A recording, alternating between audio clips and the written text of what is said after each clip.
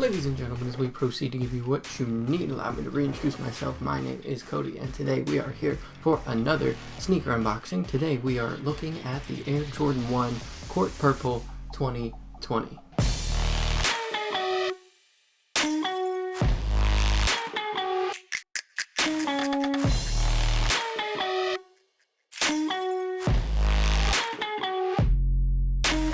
These finally dropped on April 11th after a couple delays due to the coronavirus.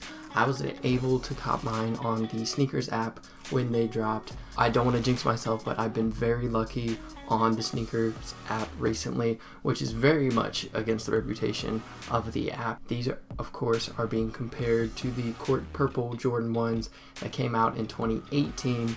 However, the difference between these shoes and those shoes, of course, is the color blocking.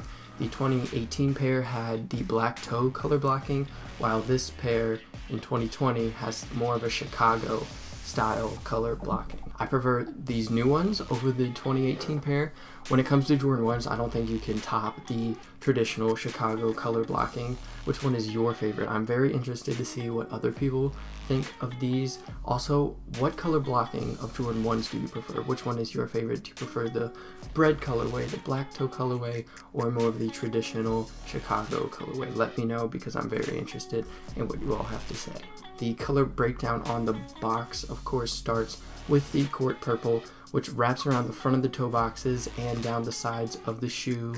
It goes up the laces all the way to the main panel around the ankle and the heel, and down to the bottom outsoles. These shoes also came with a strangely colored pair of spare laces that are almost like a tie-dye colored purple. There's like darker patches and then lighter patches that almost look lavender. These laces are very questionable to me. I definitely will not be putting them in my shoes. I'll be keeping the black laces that came. Moving on to the next color, we see white on the midsole, on the top of the toe box, on the nylon tongue, and the mid panel. Finally, we see hits of black on the Air Jordan Wings logo, on the sock liner, the laces, the Nike swoosh, and the Nike Air logo, which is on top of the tongue.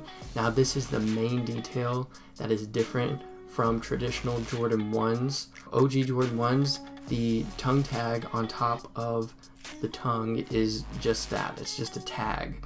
But for these shoes, it's actually made out of leather. Some people say this gives it a more premium feel, but honestly, I would have preferred it if they kept it the same, kept it with the traditional leather material. I just kind of think is unnecessary. Like, just keep it the same and keep it more to the traditional OG way.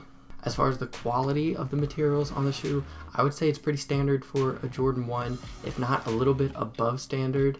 The leather on the mid panel is very stiff in my opinion, but the cushioning around the sock liner isn't as plush, but it feels nicer to me. It's kind of like a firm mattress, but a comfortable firm mattress, if that makes any type of sense. If you're looking to grab a pair for yourself, definitely go true to size. I've never come across a pair of Jordan 1s that did not fit true to size. Let me know what you all think of these sneakers. Did you pick them up? Did you pass on these? Is there another sneaker release you were waiting for? Also, did you catch the first 2 episodes of The Last Dance documentary? What did you think of those? What do you think of the shoes? Let me know in the comments down below. And I'd like to thank you for coming out to this one, and I hope to see you for the next one.